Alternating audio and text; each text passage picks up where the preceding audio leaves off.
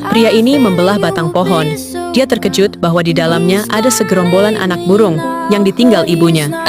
Pria ini mengeluarkan satu persatu anak burung untuk mengasih makan. Burung-burung kecil ini nampaknya sudah kelaparan dari beberapa hari.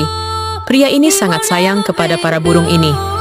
Dia mencium satu persatu agar si burung percaya bahwa si pria tulus merawatnya.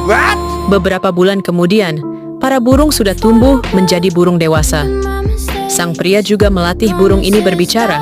Mereka semua juga bermain bersama. Burung-burung yang sudah nyaman kepada pria ini, dia tidak mau berpisah. Mereka harus tinggal bersama-sama dan terus ada di dalam kehidupan sang pria.